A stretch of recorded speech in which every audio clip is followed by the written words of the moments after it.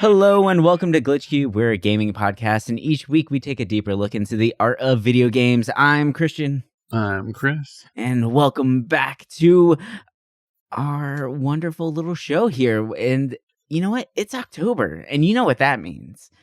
It means it's my birthday month. No, I'm just kidding. It's Is it your birthday month? It is my birthday month. Oh, but shit. Yeah, it was past us already, but that's fine. But What it's the actually, fuck? Happy birthday. Oh, thanks, man. Thanks. But it is spooky month, which is October is my favorite month. Not because of my birthday. I don't celebrate it that much. But it's mainly because of spooky month, which always means that we like to reminisce and take a look at some of the crazy horror games that come out. Last year, we did a top 10 list of some of the greatest horror movies that grabbed our attention. Kind of mainly focusing more on the unknown horror games. But this month, we're going to do a little something different, right? We are going to be diving into some more of the history of horror games and kind of talk a little bit, just give a deeper understanding as to some of the different concepts behind horror games, because there are a couple different ways in which video games portray horror. We have our typical action horror games where you run and gun down the zombies, and they are frightening in their own right. But for me, I always feel like you always have that sense of control, which you do, right? You can completely fight back and kill everything in front of you. So, of course, you have the control there. But there are other types of horror games, and these are the ones that scare the shit out of me, and I both love them and hate them at the same exact time, and those are the atmospheric horror games. Now, atmospheric horror games, that might sound like a big brain term for some people, but really it just means that you are dealing with the environment around you. The environment is your main, antagonist in a way, right? It's what is generating the scares. It's generating the feels from the music, the vibe, the lighting, everything, and the loss of control. So a lot of these games, they actually take the control out of the player, and now you're just reacting. And when we don't have control, we instantly go into fight or flight mode, and that is a much more terrifying situation for everyone to be in. And there are some really great examples of atmospheric horror throughout the ages. And this genre or this type of horror game has definitely evolved over the years. We have had some great stuff come out recently, and there's some really amazing things that I remember from my past. One big one that I always go back to was the first time I played Dead Space, and learned that they actually got film producers and sound engineers to come in and make that game to enhance the overall feeling of you walking around the stage, and just really add that creep factor, And that always hit me, and that maybe that kind of sparked my first interest in love with atmospheric horror games. But I'm too much of a baby to play them for too long because they're intense. They're a lot. We're going to be talking about a game that came out quite a few years ago, but I would say is the epitome, the penultimate at this point, at least for atmospheric horror games that I've personally played.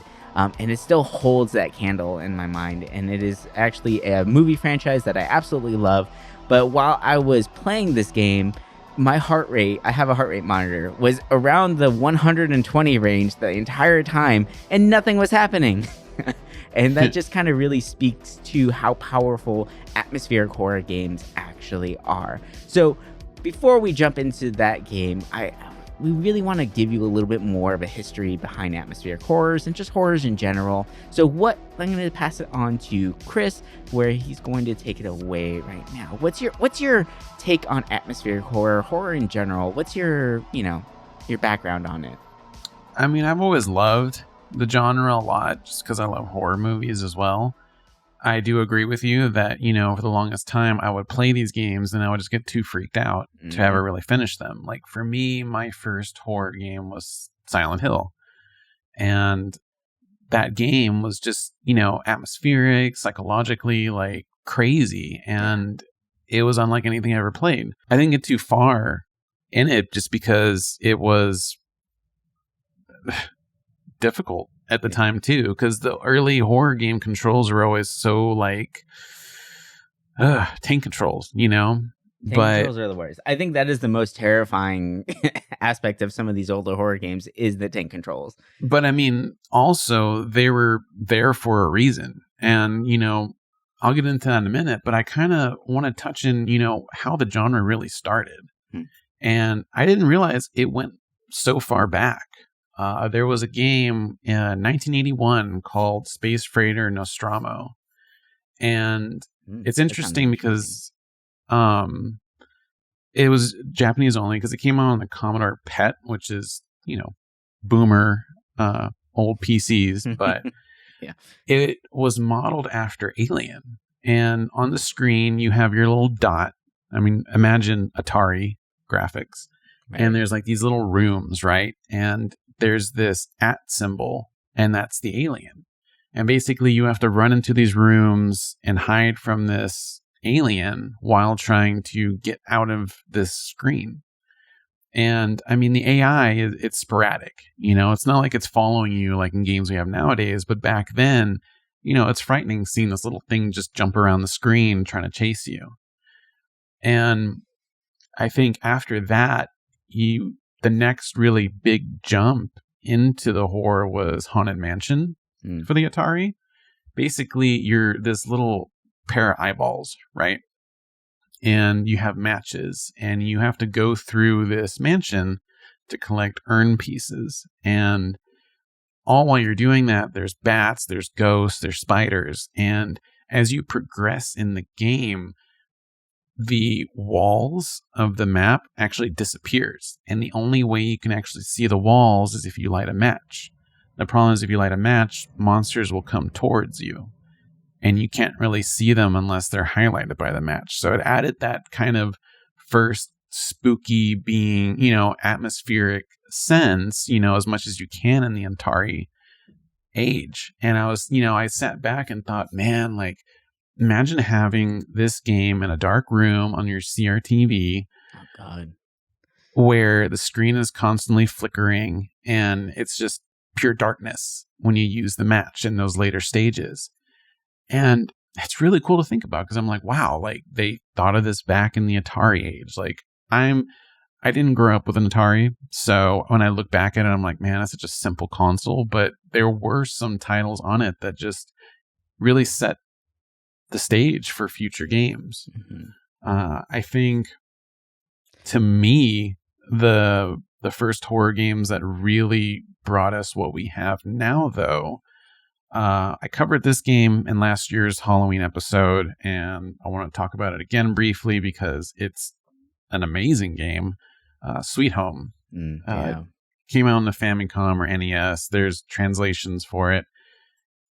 It's a horror RPG where you have 5 characters, and you can actually split your characters up to explore different parts of this house. And the interesting thing is each character has a special item, which is used for certain puzzles. My problem with the game is the random encounter rate was kind of high. And then imagine having, a party of 2 go into a room. They don't have the item for the puzzle. You're like, oh, crap, I need to switch. So you switch to the other party members. And it's like, by the time you're going through, like I made it halfway through the game. And then I was just, I can't do this. Like I'm getting slaughtered. It's a beautiful game for the NES, and really, it was made by Capcom, and I feel like it actually inspired Resident Evil with being stuck in that kind of mansion, and it's actually been like said that was the inspiration for Resident Evil. But I can see it, yeah. So that was kind of like the first, I guess you could say, horror game in a sense of like exploration. The one that, I mean, granted, Alone in the Dark existed, but I think when you look back at Clock Tower, this came out on the Super Famicom. It was basically a Japanese-only release. Like, it came into the PlayStation later.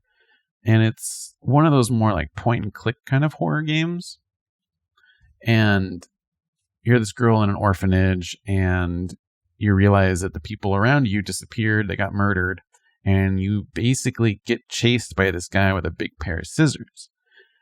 Looking at this game, I feel like this is the true beginning of horror games where you get chased around, because he does chase you through the screens. And it's interesting because your character kind of has a slight sanity bar where if you're running too much or you see this enemy, your character portrait goes from like a calm face to like a red background. And the more this character gets freaked out, she'll trip when she runs. She can't focus right. Like, it was really, I feel, innovative for the time. I feel like you didn't really see that in a horror game yet. And I love a good sanity bar in a game. Like, it just really adds that extra little flair to it. oh Where, yeah, like, at one point, like, you could even like potentially lose the ability to fully control your character. So then you, the player, are starting to feel that anxiety that your character would be feeling. It's a very clever thing to be putting into games, and to see it that early on implemented like that, it's very clever. I gotta love that. yeah. And I wish it was a feature we'd see more often. You look at like Eternal Darkness and how they did it, and I feel like that is like the perfect sanity system that I've seen in a game. And it's like, I want to see more of that, because it adds to the atmosphere a lot. And I'm not saying a lot of these atmosphere games are boring without it, but it's just, if it had like some kind of system like that, it would really, like, it might be too much, it might be too scary. But jumping into the horror defining generation, you look at the PlayStation, you got your Resident Evil and you got Silent Hill. And I feel like with the difference, that's where we see the split. Even though Resident Evil, up until, 1, 2, and 3, it was more atmospheric, I still felt like it was kind of action based, because you could still shoot. You had the ability to fight back, right? Yeah. And especially with 3, when you have Nemesis chasing you, it added that old mechanic back. You look at Silent Hill, and it was kind of the creation of the psychological horror, the atmospheric horror, because unlike Resident Evil that had rendered backgrounds with, the tank controls to add to that kind of fear of not seeing what's over on the next screen, Silent Hill, it's more of like a open world kind of stage. You can actually run around and explore this like foggy town. And to me, I was always more of a Silent Hill fan than a Resident Evil fan, just because I loved exploring this like scary town, like something. And this is why I like atmospheric horror, is because I get lost in that. I love exploring in games, and when I have to be rushed and not enjoy like the hard work that was put into this scenery, it kind of bums me out, because I want to feel like I'm there without like being scared that I'm being chased, And you want to show appreciation to the amount of work that was actually put into the game.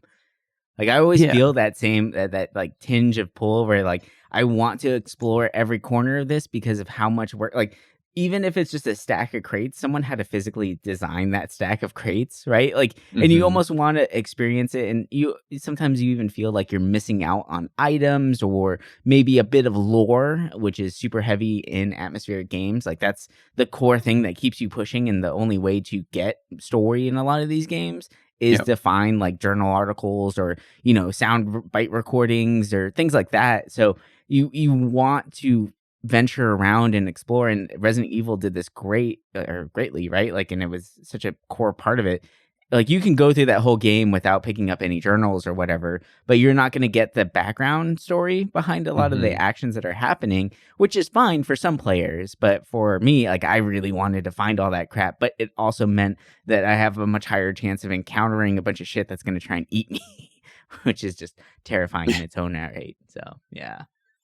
And it's cool because the psychological side of it, it really added like the moral implications. And especially with Silent Hill, you look at the enemies and basically they're creations of, people's nightmares or the things in their life that troubled them. It's like all these monsters mimic problems in their life. Fuck those nurses. No. Yeah. And and the dog. God. It added this extra sense of fear and something different than just shooting zombies. And I feel like this psychological horror really inspired atmospheric horror with games, like Amnesia and Soma, like any of those fictional games. they all kind of have that like spooky atmosphere where it's less about action and more about digging for lore and learning about the area that you're in.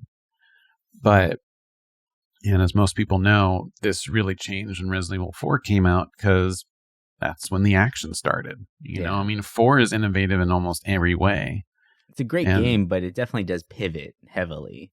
Yeah, and I really wish I had beaten it. I've only gotten, I think I got about almost halfway through when I was looking it up. And I feel like I'm missing out because everyone thinks it's a masterpiece. But that was really when horror switched. You know, thanks to Resident Evil 4, we had games like Dead Space and Fear, and a lot of modern horror games went that route. And it's interesting because it kind of ruined a lot of franchises. Like you saw Silent Hill, they had like a bunch of these kind of like one-off series like Downpour, and I know there was a handheld one that wasn't well received because it went more towards action. It lost that sense of fear. And then you look at Resident Evil, where I remember people not liking 5, but 6 was really where people started hating it. Yeah. And it really took away that fear. But then 5 was not scary at all. That was not a horror game whatsoever. It was it seems like an action game. It was just a pure like commando, like machismo, straight up action game, but with zombies on top, right? And it did feel kind of like racist-y at times too, because I mean you're just a big ass fucking like, you know, Predator style white man running around killing everyone in these villages without even asking the question of if they are zombies or not, right? Like you're just going through Africa, just mowing down people, and at one point you even go to like a indigenous tribe, and they're all wearing like the masks and the traditional garbs and all that. And in my head, I was like, I don't know if these are actually zombies or not. Like they could just be like, you know, like insanity plagued or something. You know, it's like something else could have happened, and it doesn't ever feel like it fully clears that up. And then, of course, you have your famous fight scene in a fucking volcano with Wesker, where it's like, okay, this is not a horror game anymore whatsoever. Like this is just a straight like Final Fantasy boss that I'm fighting, and because he has different stages, he morphs everything. Like it felt more of like a full action game rather than paying homage to the classic horror games. And then 6, apparently, I never played it because I just couldn't after 5. Like apparently, it took that idea and even went further with it. So, where Chris Redfield is now the action hero that we all want. It's like, no, I want a horror game, please. That's why I play Resident Evil.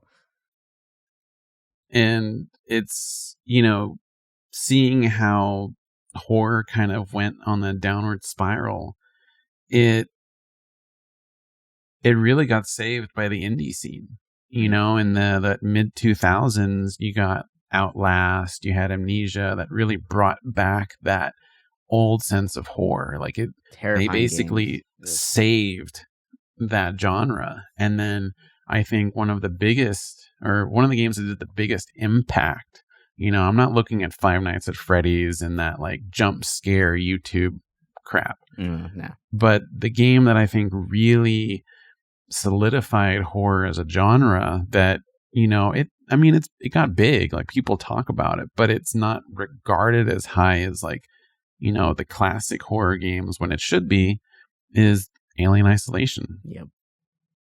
That game is great. Holy shit, is it good.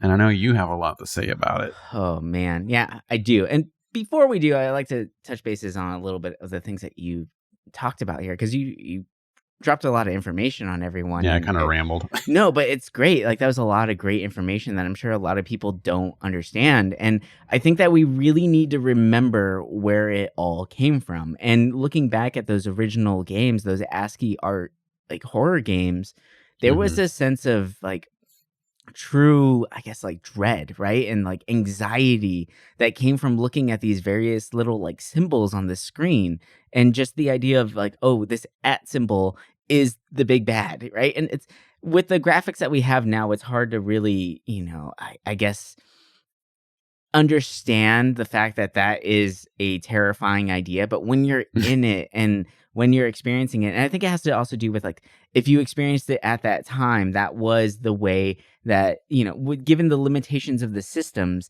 that was the way that we were able to create the max amount of anxiety for the players. And each generation, we see how like the generation of systems evolve. The way that we can then generate anxiety within the players has then evolved as well. And then they also look at, the overall marketing side of it, what games are selling right now. And I feel like Resident Evil fell into that trope. And that's why we started seeing more of the action-oriented like Resident Evil games, is because the big games out there were your first-person shooters, were, like your Gears of War. That was a big one at that time. Like people wanted those style of games. So, with voting with their wallets and stuff like that, like Capcom and all them reacted accordingly. So you can't really like blame them for that idea. It just felt like maybe that was the natural evolution of the horror genre. Like everyone wanted to be the action star. They wanted to be the hero of the story. And I feel like you said, the indie games really brought that back and saved us from continuing down that path of the more action-oriented or like action-only quote-unquote horror games. They're not scary. That's the thing. But indie games really pushed that boundary of going back. Like they took a few steps back and remembered, why was this scary, right? Like what made horror games actually a thing? And I'm so happy that they did. And it shows that, these AAA games are looking at these indie studios and seeing why are these things popular and emulating, and then continuing that trend and bringing them back, right?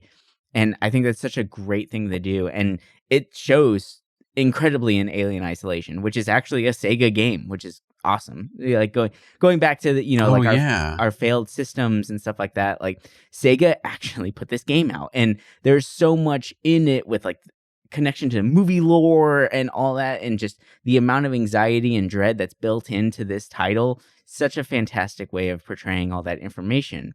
But before we go into that, I just want to take the time. We're going to be taking a quick little break right here, have a little word from our sponsor for the show, and then when we come back, we will be going into Alien Isolation.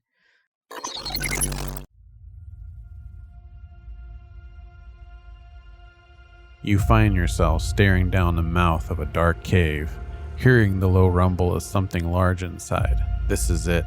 Everything you have been fighting for lies just within this cave.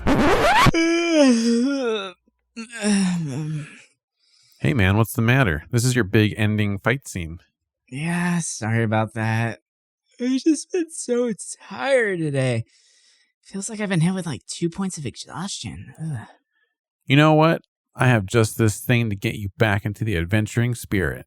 Really? Of course. I have a delicious roast from Geek Grind Coffee. Huh. That sounds pretty cool. What kind of brews do they have? They have blends like Dragon's Roast, Dwarven Dawn, Wizard's Mist, and so much more. They have even one celebrating Jim Henson's The Labyrinth, the Goblin King's Elixir. Whoa, those sound awesome. I'm waking up just hearing about them. Is there an easy way for me to pick up some? I got you. For the fans of our show, if you visit geekgrindcoffee.com right now and enter the promo code GLITCH at the checkout, you will get 20% off your order. Whoa, that's great. So you're saying if I go to geekgrindcoffee.com right now and enter the promo code GLITCH at checkout, I'll get 20% off my order? That's amazing. That's right-yo. All right, I'm ready for this adventure. Bring it on. Hey, that's a natural 20. Just like the discount you can get when entering the promo code GLITCH at geekgrindcoffee.com. Level up your morning with Geek Grind Coffee.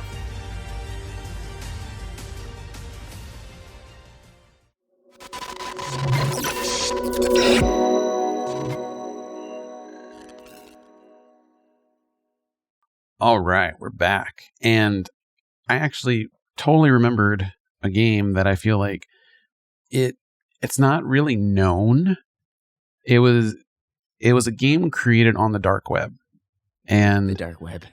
Yeah. And it was only released there for the longest time. And it was called Sad Satan. And it got big because a YouTuber found it and he played it. And basically it's just, this lo-fi black and white game for the most part. And you're just going through endless hallways. And it's actually really scary. Like just watching someone play it, I was like, oh my God, the way they play with the audio tunes and the visuals, it's a trip. I've never heard of this game, but I love lo-fi.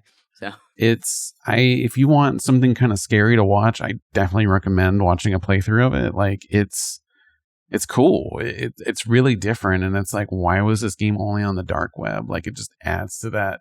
Oh my God, these mysterious visuals are nature. Horrible. Yeah, it's frightening. Like it's cool. Yikes. Yeah, if you guys want some nightmare fuel, just look up some Google images of Sad Satan. Holy crap, this game looks terrifying. Wow. But that's amazing to me because that really harkens back to the idea of like the more indie, like the people who don't have a whole marketing team breathing down their neck saying that we need to sell X amount of copies of a game. They're allowed to push the boundaries of the genre and really, really mess with things and just do what they need to do and do what they want to do to create their art. And it makes some really interesting stuff. And then once that's successful, then the AAA guys are like, oh yeah, this could work. Let's just add it back into the games. Let's make games scary again, right? Like, so it is very interesting to see that stuff. Oh man, that game looks terrifying. Wow. Yeah. Gosh. All right, so here we go. We're going to be going into the big game this week, that our big atmospheric horror game. That's going to be Alien Isolation. And I am a huge fan of the Alien franchise. I absolutely love this title. It's such a great movie, and I have such great memories watching it. And even my fiance, who loves horror movies, like that's one of her favorite ones because this is a great time in cinema history where you have like the amazing female protagonist, right? Like the real true badass. Like, come on, Sigourney Weaver in this movie does such a great job of just being super smart, like really like just well-rounded. She's got a level head the entire movie and just ends up being a complete badass, and she saves the cat. Like, come on, man. Like everything about this movie is just great. And the way, like, even the later movies, the Alien movies, like Alien 3, Alien 4, those ones, like, they're not great, but they are still really entertaining, and they kind of kept the same idea, the formula. They did change a little bit with the times, like we see with some of the horror games as well. Alien versus Predator. That's the what's it called, the fan fiction of the series. Like someone posted that on their live journal one time, and someone picked it up and ended up making a movie out of it. But I do have, okay, before we go in, I gotta go on my little spiel about this Alien vs. Predator movie. Like, come on, okay, spoiler alert, the main premise of this movie is that the Predators have created the aliens to use them as hunting, like, training dummies, basically, to learn how to better hunt humans. That's badass, bro. But how does that make any sense? Aliens are so much more terrifying and so much stronger than humans. That's not a training dummy. Like, the humans are the training dummies to learn how to hunt aliens better. Like, there's no, like, out of... I mean, how do they tame the aliens, you know? Exactly. There's all kinds of dumb problems with that. They end up giving the main character literally an alien head shield because it's bulletproof, and they use the tail as like a spear or a sword shit or whatever the hell. Bad movies. Not great. But entertaining. So there's that, if you want some, like we always say, there's some movies that are just so bad they're good. This is one that's just entertaining to turn your brain off. But anyway, let's go back to the main franchise of Alien itself. These games, or these movies themselves, are so atmospheric in the way that they present the information to you. When it comes to like the going down these tight corridors, using the smoke in a very interesting way to make everything even feel smaller.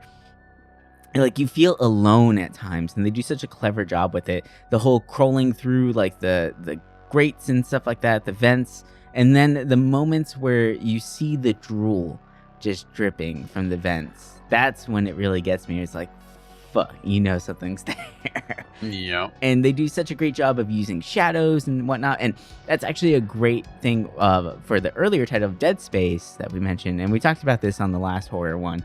But they actually used, they took homage from Alien and use shadows in a very interesting way, where your player, as you're walking around, there will be shadows that like move across the screen, but there's nothing there. It's just to add to the extra anxiety while you're playing.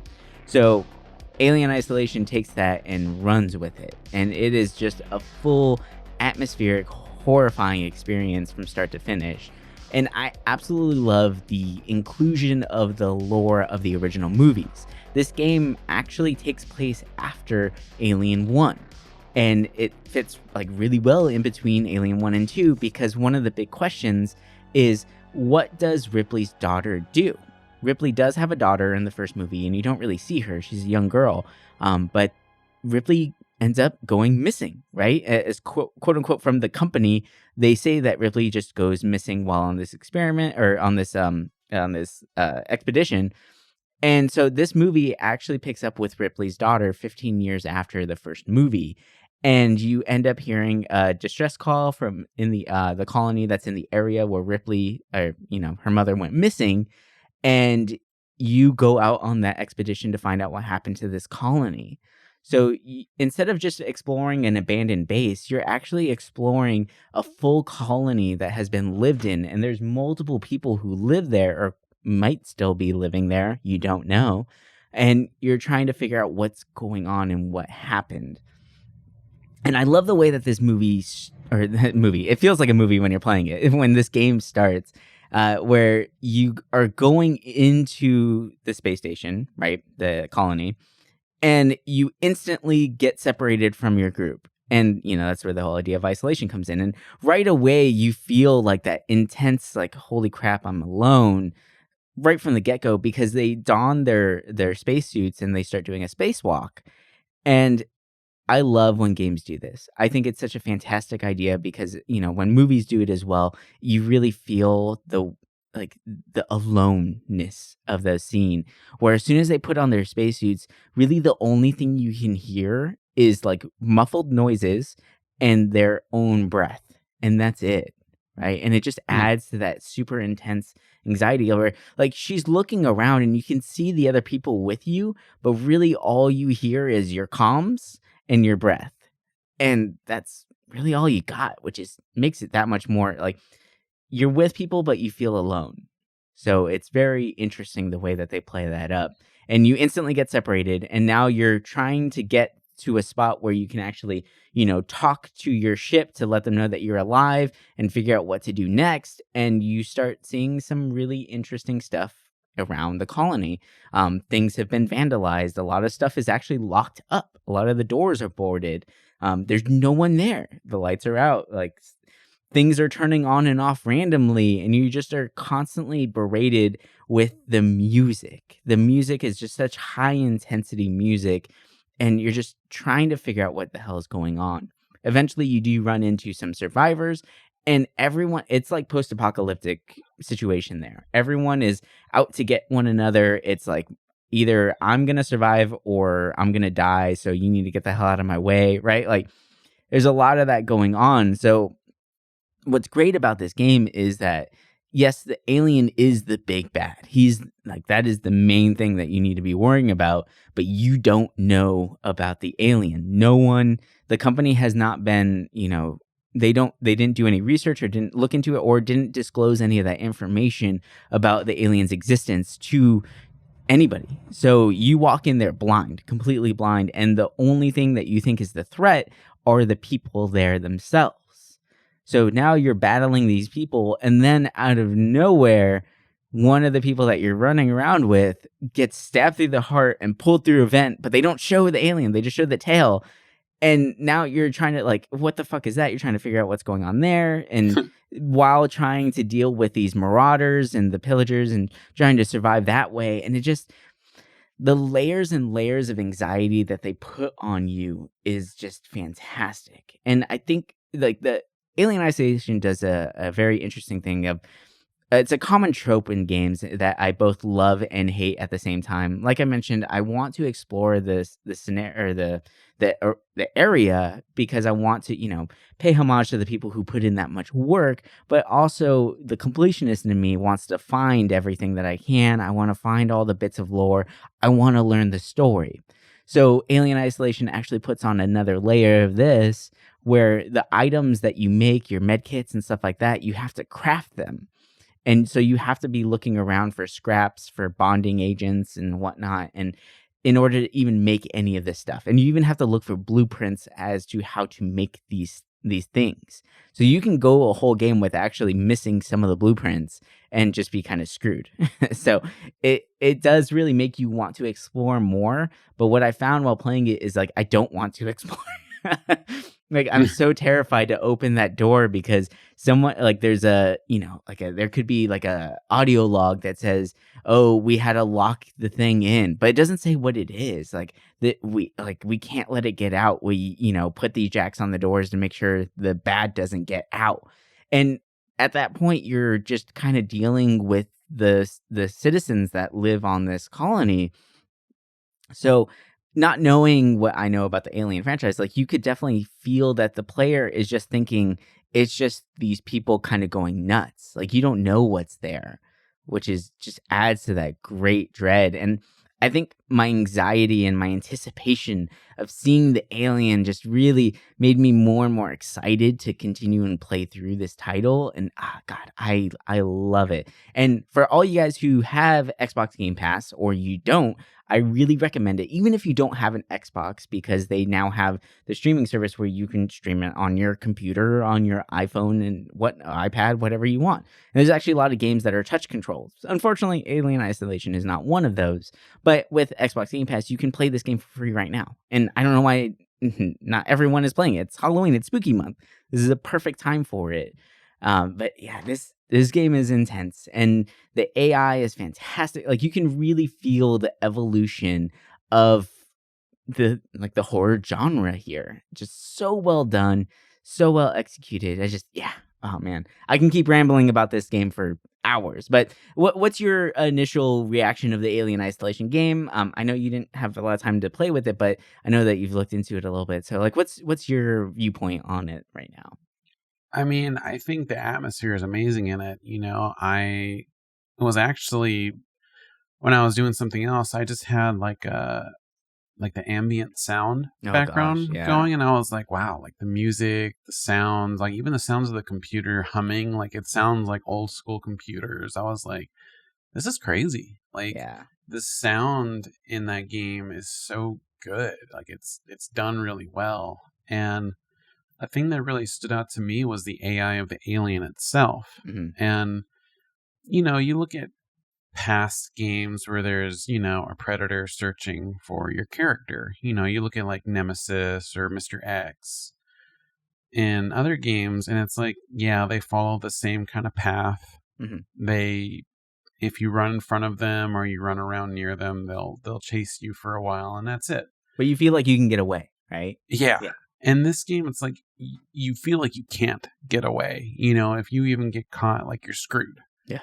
And the fear of like, hiding in a locker, watching it in the room, sniff around, looking for you. It's like, oh God, like what if it really could hear me? Like what if I move by accident?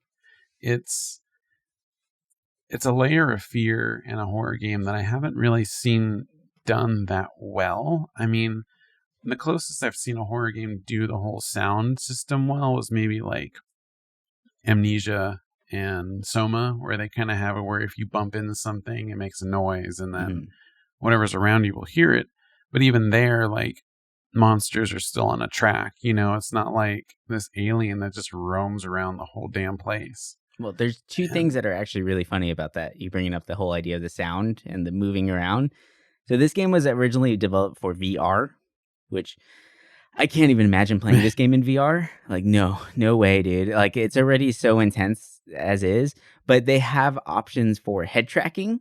So, like, the leaning is amazing in this game. It's probably the best, like, crouch cover lean I've ever seen in a game. But there's also another feature in there, too, where if this is a fucked up feature, and I can't believe they put it in there. But if you, the player, make noise while playing this game, it makes noise in the game. So you have to be quiet while playing this thing, and like you just get all bottled up. So if like you scream, guess what? The alien hears you. And the AI behind it, it's not on a track. It's actually roaming. It's actively roaming and reacting to every bit of noise that's going on, whether it be doors opening, other like pillagers walking around, you trying to hide, the computer terminals. Like, it's listening to everything that's going on around it, and like having that extra layer of like human you making noise could trigger the alien just sounds so terrifying to me, and I don't know if I could handle that. God, it's such an intense experience, but like, yeah, that I absolutely love. I think it's such a very clever way of doing it. And I mean, this movie came out, or this, I keep saying movie just because it feels like it's part of the genre, it's part of the series. But this game came out like what, 7 years ago now? Is that right? Yeah, 7. Yeah, pretty much 7 years. So trust me, this game holds up. It still does after 7 years. And usually games that want to look a little bit more realistic after 7 years, they look pretty bad and they start showing their age. And I'm not going to say that this game is perfect graphically. Like, there are some issues with the character models, but it looks fantastic for how old it is, and for it being originally a VR game. Like, that is an amazing accomplishment to me, that they were able to put this much into it. And it really speaks to how powerful Sega is in making games. They can make very, very strong games. And when they aren't, messing around with the console wars and just focusing on what they're good at, it shows. And this is a timeless piece. Like, this is definitely one that I think everybody should at least experience. Like, it's going to be a hard one to get through, but everyone should at least experience this game, whether it's you watching some playthrough of it, because there's a messed up mode in here. It's called nightmare mode. Okay. So you can change two settings in this game. You can change the difficulty. So you can put on nightmare mode, which means that your tracker, which you have a little like, it kind of looks like the Ghostbusters thing, but it's basically like a handheld radar that tells you where the alien is at all times. And the tracker will start malfunctioning on a constant basis. So that already is just terrifying in nightmare mode.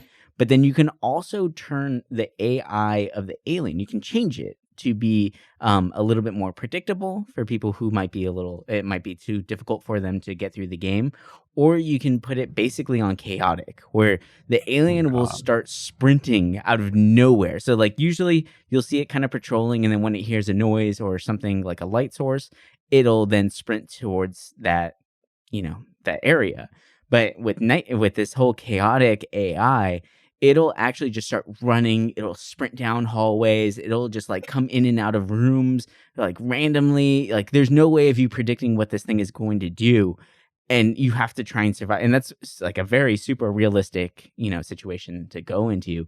But it's so clever, and I want to try it, but I'm terrified to try it because it just sounds so intense. But that would be one of those where I feel like maybe in the future this might be a good one for us to make a video of and maybe stream.